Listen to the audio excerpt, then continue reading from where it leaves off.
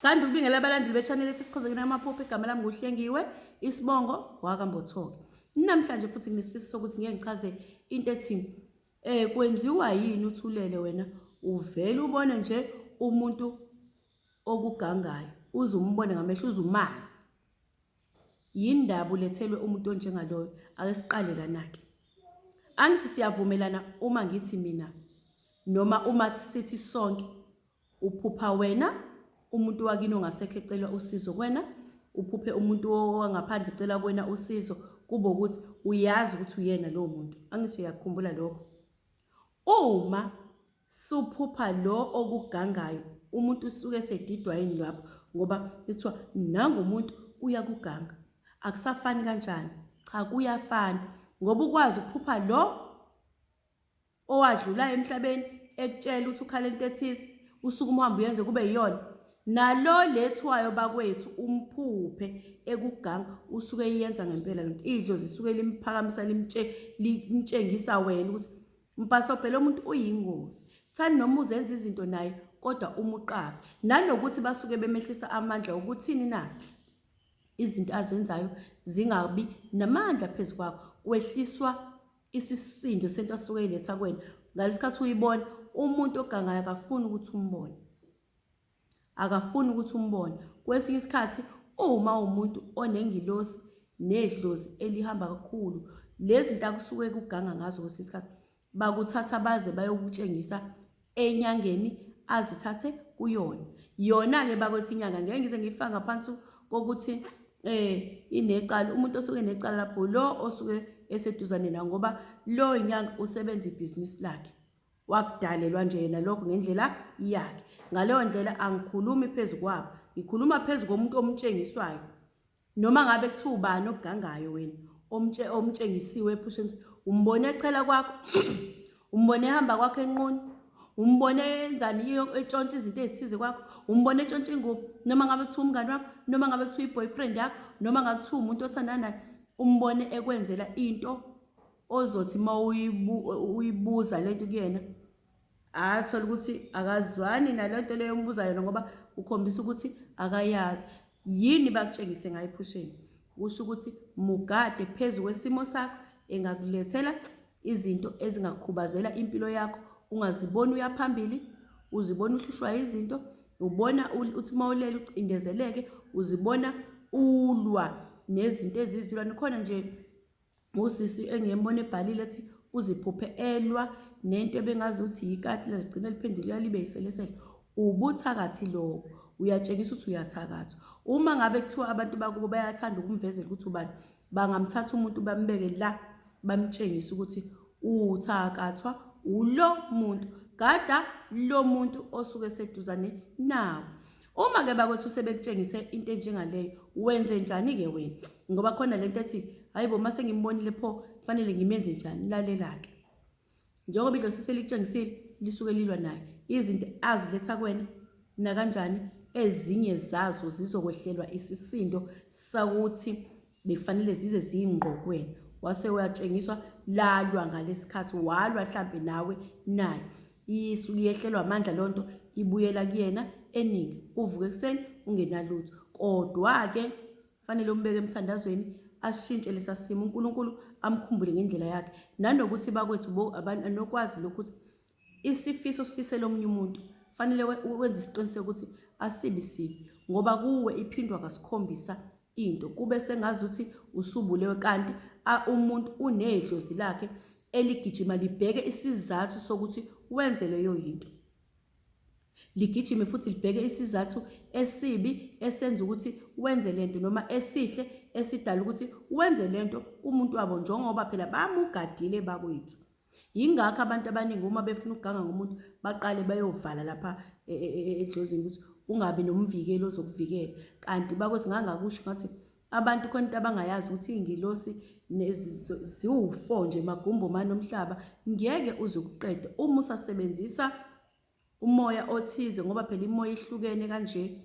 Ngeke uzukwazi umnqobe nje kanjalo umuntu engazanga bazomtshela abantu bakubo. Uyabona ukuthi wena uyagangwa, wena uganga usibani bani osehlala endaweni ethize, uganga umuntu osendaweni ethize, uganga umuntu oseduzane nawe.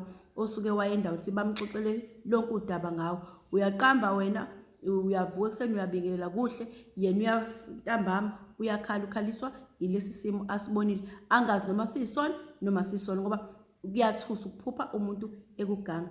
Uma ekhale kwazwakala edlozini lakhe naNkulunkulu wakhe, angeke kuze kube kuhle lokho. Imvamisa futhi abantu abavamise ukuganga abanye abantu angazi abayifundi ngani lento, uyabona ukuthi ngaphandle nje kokuthi uzoze ukhuphula amandla akho usekele ngezinto ngezimo ezithize zokunyusa impilo yakho ngaphandle kaNkulunkulu nedlozi, ngaphandle kwalezo zinto ubobanaki. Isikhathi esiningi izinto ezenzakala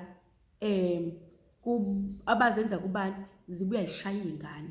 Ibhlungu lapho uthi uma uyenzile ibuye ishaya iy'ngane zakho, akabe sabona kodwa yena, ngoba inhliziyo yakhe ikulento afuna ukuyenza kuloya muntu. Kanti bakwethu, uma ufuna izinto zakho zikulungele ziqondele, awuqali ufisela abanye abantu ezinye izinto ezinhle, ufisele loya muntu leya nto efisa kuloya muntu izokwenzeka nakuwe, uyabona. Uma ufisa okubi lokhana kuzokwenzeka la, ngoba kufunwa isizathu ngaso sonke isikhathi esidala ukuthi uyifise lento isiyenzeke. Ngeke wena uthi ufisela ukuthi umakhelwane wakhe umbone usuxakekile uhluphekile, mase uthi Nkosi ngicela ungikhumbulele umakhelwane wami, ungabe umtholisa umsebenzi, ungabe wenza ingane zakhe zisebenze, engabe Nkosi umupha indlela azothola ngayo imali, uNkulunkulu mase kubusisa ngentembi lapha. Akwazi ukwenzeka, uyabona. Ingakho ngihlezi ngisho ukuthi uNkulunkulu uhlakaniphe kakhulu, wakutshela ukuthi wasitshela ukuthi bothanda umakhelwane wakho umakhelwane wakho njengoba uzithanda wena. Wayazi ukuthi ubekani eduze kwamakhelwane wakhe.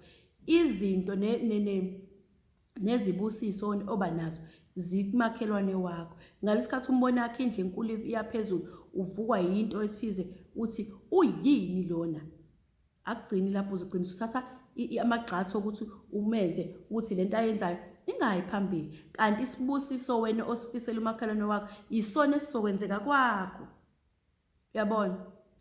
uNkulunkulu wayebeka ngamabomu lento, uthi into oyifunayo ifisa ukuthi ujabulele umakhelwane wakho ukuze kuzolunga, ungamgangi. Kodwa uma umganga nezinto ezizenza lapha kona zizokwenzeka kuwena. Yingakho wathi thanda umakhelwane wakho, ngoba ukhiye wezinto zakho okwesinye isikhathi ukulale kumakhelwane, ubambe inhliziyo, ebambe eyithi. Kunabantu ababambile into ka2 years nje, futhi angazi 2 years ukude kakhulu. Uthola umuntu uhlala nento ka3 months isenhlizweni yakhe, akafuni ukuyidedela.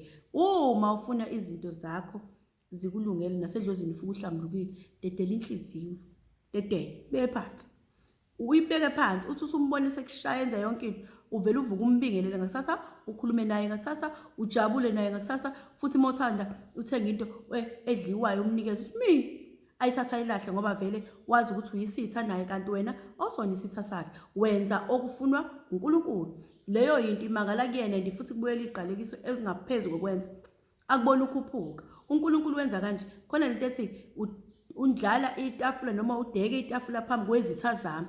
Yini ngeke uzuye phambili vele mongenazi izitha, fanele zibe khona bona abantu abazobuka impumelelo yakho iyaphezulu, abantu ozobahlula. Uma ungenasitha, uma ungenamuntu okugadlayo vele okwenza into, ngeke uzuye phambili, ngoba konke kwakho kuhle, impilo yakho nje wena ikahle, akekho omonela wena. Fanele kube khona abazokumonela khona, nawe uzobona ukuthi esisima kusona. Uthandaze uNkulunkulu, uzikhalele uNkulunkulu, mase ejabhisa izitha uzibone ukhuphuka. Kuba kanjalo ngasikhathi zibaningi izitha, nangasikhathi bebaningi abakuthakathayo, uyakude kakhulu, ngoba uNkulunkulu lokho enqabe nawe, nedlozi linqabe nawe, lithi angimsuse la, ngimbeke la, angimtshengise ukuthi uthakatha obani. Ngaleyo ndlela uma umbona ukuthi umphuphile umuntu, othola ukuthi uyakuganga, wakhathaze kakhulu, hamba ukhalela idlozi lakho, ukhalela uNkulunkulu, uthi ngibonisa ubani bani, angazi kwenziwa yini, enza kanjanje. Angisho ukuthi uyakwenza, kodwa fanele ukwazi usuke kwenza. Njengoba ngikutshela mina ukuthi usuke kwenza, ngeke njengoba ngikuchazela ukuthi ngeke uphuphe umuntu ecela usizo ongasekho, mase uphupha lo ophilayo ekwenza into, mase uthi akusikona, ayikho leyo nto, sokuyena uqobo lwakhe. Kodwa wena ibuyisele kahle, ungafuni ukugadla, ungafuni ukusebenzisa umuthi, imithi ayilingani. Sebenzisa umthandazo, goqa ngisho umuthi, ngoba uyinto engaziwa ukuthi imeke kanjani umthandazo ey'ngilosini. Ngisho bona basuke bephakamisa yona imithi, abayazi indaba yey'ngilosi, abayazi indaba yomoya. Yingakho umuntu osuke ehambile emhlabeni esaqhubeke kwazi ukubuya aze ekhaya lakhe akutshela ukuthi mina ngahamba ngesandla esikanje, ngoba ngeke uzohlula umoya, ngayihlula inyama, ngeke uzohlula umoya. Yebo lonto leyo. Ngaleyo ndlela yingakho kubadida namhlanje.